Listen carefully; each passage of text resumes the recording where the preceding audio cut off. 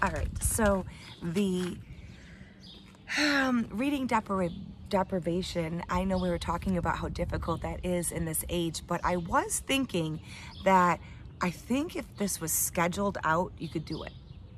And I think it's important enough that scheduling it out is important. So I am planning a vacation with my husband in early June, and I think I am going to work on this reading deprivation further. I'm going to take this a step further when I go. So, and if anybody did it, I'd love to hear, even if you limited, how that worked out for you. And what's the purpose of it? Why do we do it? Well, the purpose is to allow for inner silence to happen. It forces us to play if we're not reading. It forces us to do the morning pages. Okay. Why are we avoiding them? Why are we avoiding the morning pages? Because we're afraid of the pain.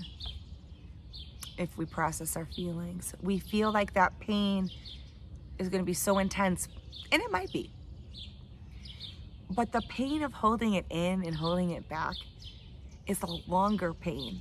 It's a pain that endures and a pain that continually comes back over and over and over that we stuff. So it's kind of interesting. If we really evaluated, it'd probably be quicker and easier to look at it more holistically, write about it, think about it, than keep getting the glances of it or the remembrances and kind of stuffing it. So that's interesting, isn't it? How we do that just naturally. The birds are having a party out here. Morning pages, she talks a lot about the morning pages. And she's referred to this before as spiritual chiropractic. Now, not all of you might be into chiropractic. I actually am. But it's that principle of when you have a subluxation, which is when your spine is out of alignment, and they put it back in. It's kind of the same with the morning pages. It kind of puts you back together. I like the way she says they realign our values and our belief systems. They realign them. They show us personal truths. When we avoid the pages, they help us stay stuck. Ooh, that's interesting. By avoiding it, it's almost like, go ahead, avoid me. Stay stuck if you want. That kind of makes me rethink it, huh? Stay stuck, no problem. I'm gonna go be unstuck over here, but you stay right here. Be stuck. Okay, where's the morning pages? Where's the notebook? So 81 and 82. I thought this was so interesting. As we notice which friends bore us, which situations leave us stifled, we are often rocked by waves of sorrow. We may want our illusions back. We want to pretend the friendship works. We don't want the trauma of searching for another job.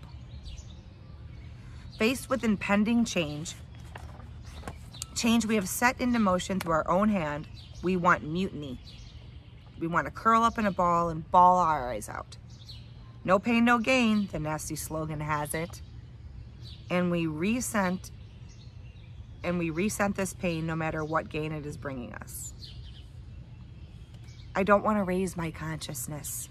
We will. I want, and thanks to the morning pages, we learn what we want. And ultimately become willing to make the changes needed to get it. But not without a tantrum.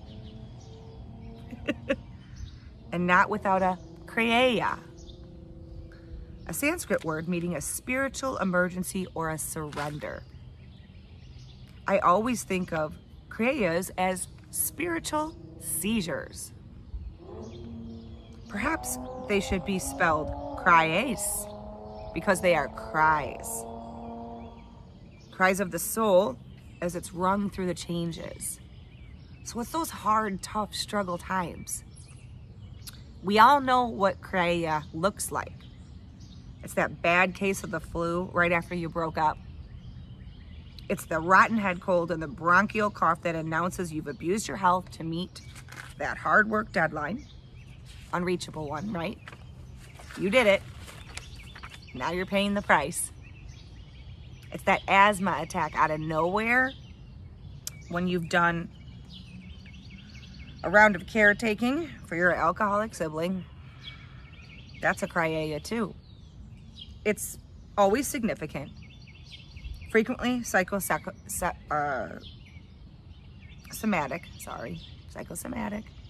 Criaeas are the final insult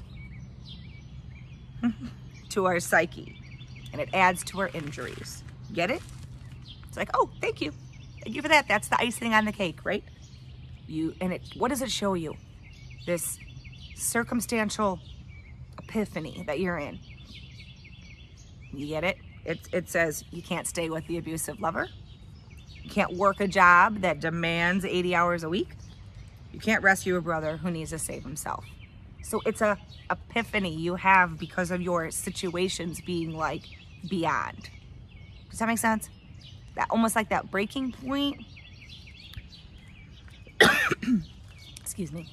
In 12-step groups, criaeas are often called surrenders. People are told to just let go.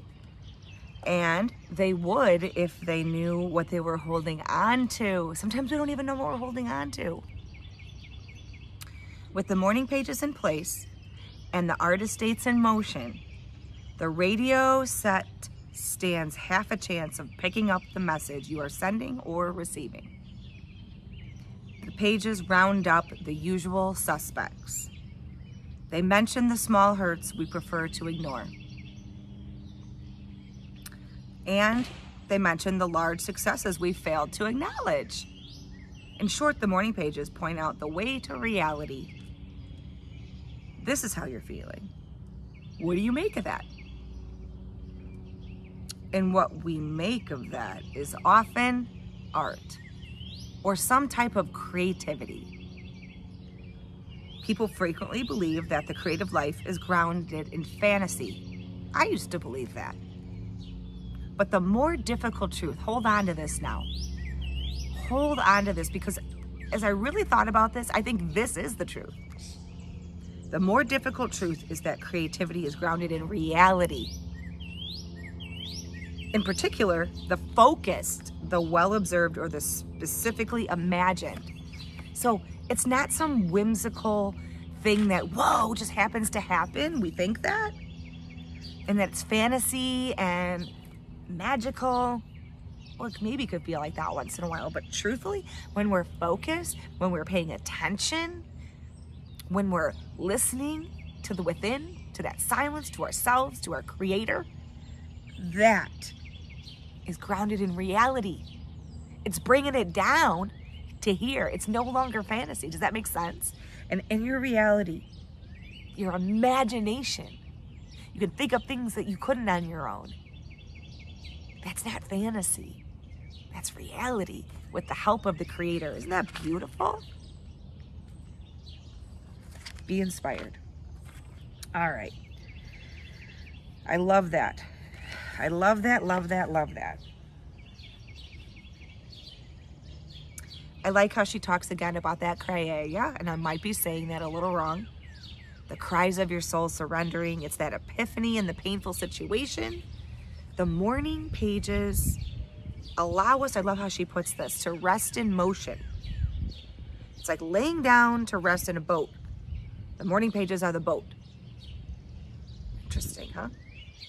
And then on 86, there was an exercise called Buried Dreams. Let's look at that. I closed my book. Open it back up. Yeah. 5 hobbies that sound like fun. 5 classes that sound like fun. 5 things you personally would never do, but they sound fun. What did you write? 5 things you used to enjoy. 5 silly things that you would try once. Well, anyone else hate this exercise? I remember hating it because it made me feel blocked. I didn't have answers. oh, where was the trauma and the block coming from, right? And then we look at that and we get unblocked. Reveal the sources and the roots if you're blocked. But I'd love to hear what's on your list if some things came to mind. All right. The tasks. There was the ideal environment. There was time travel at 80 years old. Then at 8, a soulless place in your house just for you. Anybody else have that? I'm creating that in this closet space. I'm almost ready to show you guys. And what about making an altar, as they talk about? Or a place to write your artist prayer. Write your own artist prayer. Have an extended artist date. Clean out your closet. I just did that. That felt so good. Getting rid of things. It's the payoff for being stuck. Go do this stuff, guys. Ladies. Call everybody guys. And anybody, any thoughts about that reading deprivation exercise? Let me know. Otherwise, schedule it out. I'm going to schedule mine out and then report back.